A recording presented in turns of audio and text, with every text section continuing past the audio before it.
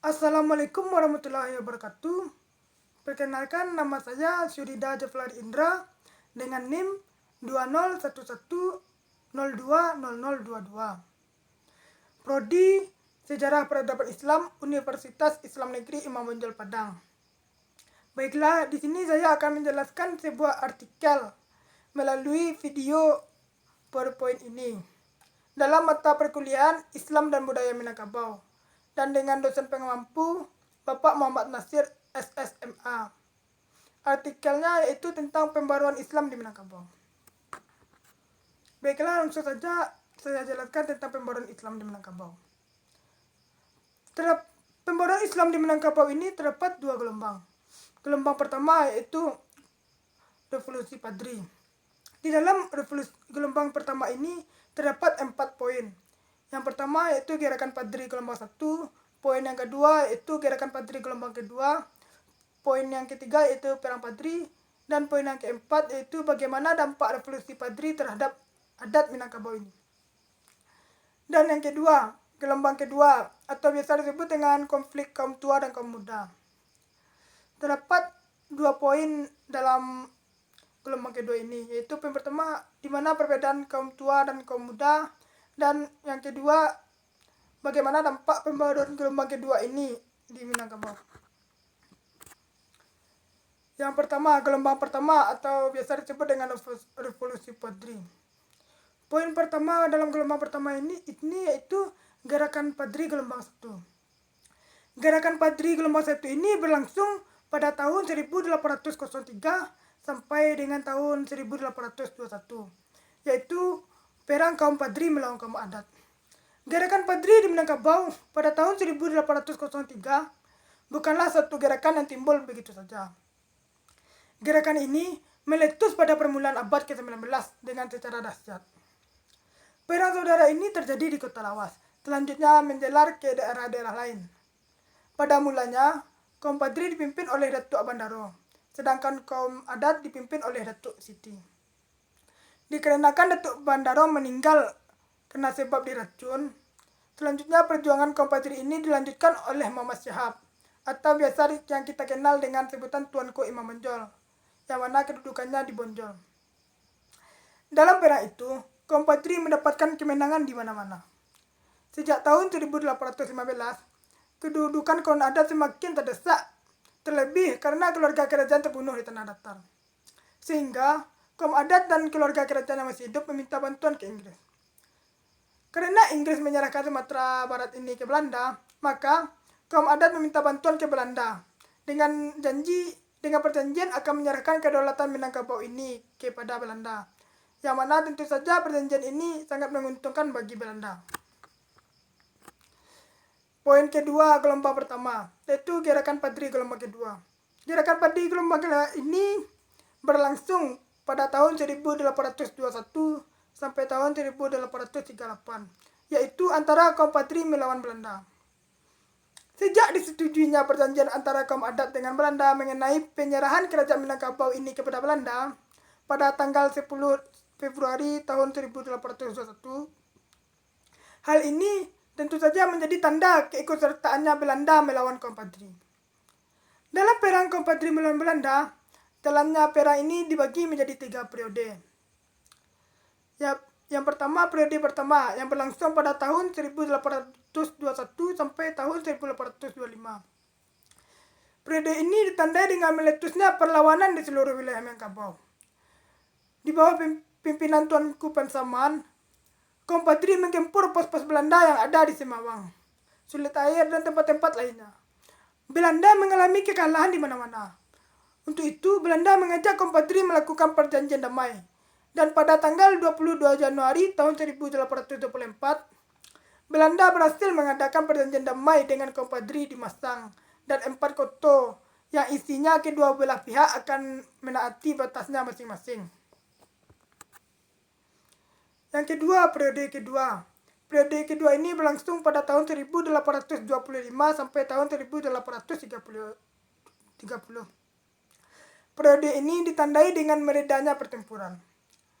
Kaum Padri kala itu perlu menyusun kekuatan, sedangkan pihak Belanda dalam keadaan sulit. Belanda mencari akal agar dapat berdamai dengan kaum Padri. Dengan perantara seorang bangsa Arab yang bernama Said Salima Iji Farid, Belanda berhasil mengadakan perjanjian damai pada tanggal 15 November tahun 1825 di Padang. Yang ketiga, periode 3. Periode 3 ini berlangsung pada tahun 1830 sampai tahun 1838. Di periode ketiga ini ditandai dengan perlawanan di kedua kubu semakin menghebat. Pertempuran ini berakhir pada tanggal 25 Oktober 1837. Walaupun Tuanku Imam Bonjol sudah berhasil ditangkap, tetapi perjuangan kaum Padri melawan Belanda belum benar-benar usai.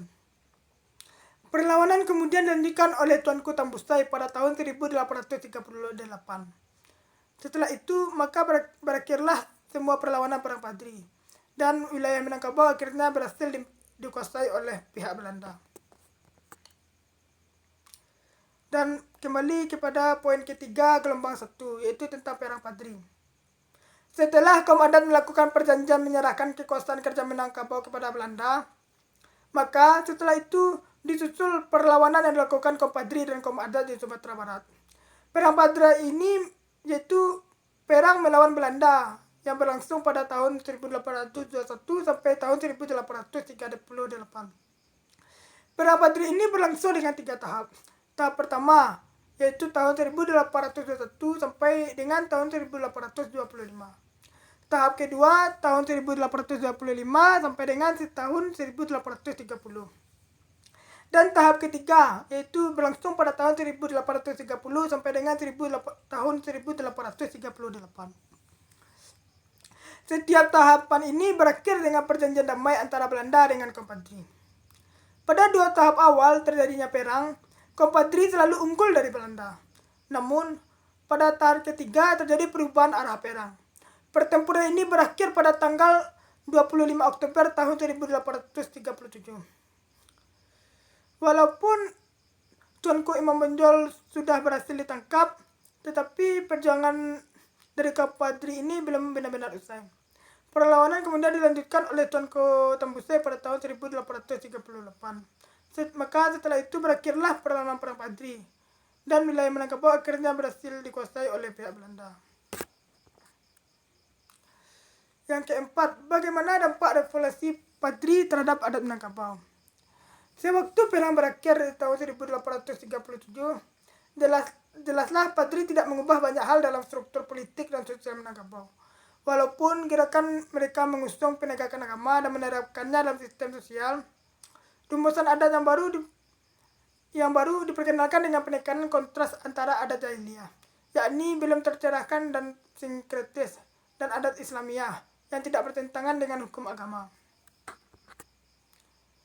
Dan yang kedua yaitu kita akan membahas tentang gelombang kedua, yaitu konflik kaum tua dan kaum muda, dan asal-usul istilah kaum tua dan kaum muda. Poin pertama yaitu perbedaan kaum tua dan kaum muda.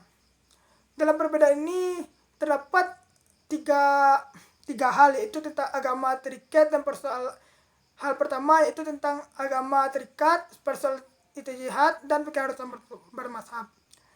Persoalan yang kedua yaitu tentang adat, dan persoalan yang ketiga yaitu tentang pendidikan. Yang pertama, agama terikat, persoalan ijtihad dan keharusan bermazhab.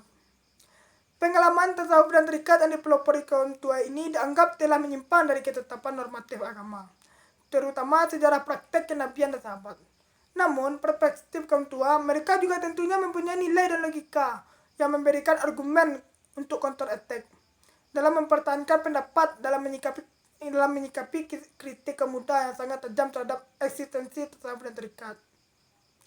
Dan yang kedua, tentang adat. Kaum muda mulai melancarkan serangan-serangan terhadap praktek-praktek ulama tradisional, praktek-praktek kaum adat yang cenderung terlalu membesar-besarkan adat. Menurut mereka, praktek terikat merupakan bid'ah dan kufarah. Dan yang terakhir tentang pendidikan. Dalam menerapkan ide-idenya, kaum muda mendirikan sekolah-sekolah agama yang telah diperbarui baik sistem dan metodenya maupun kurikulumnya. Pelajaran tidak lagi dilaksanakan di surau, tetapi sudah dikelas dengan metode mengajar yang dipakai bukanlah lagi halakah, melainkan klasikal dengan tingkatan-tingkatan kelas.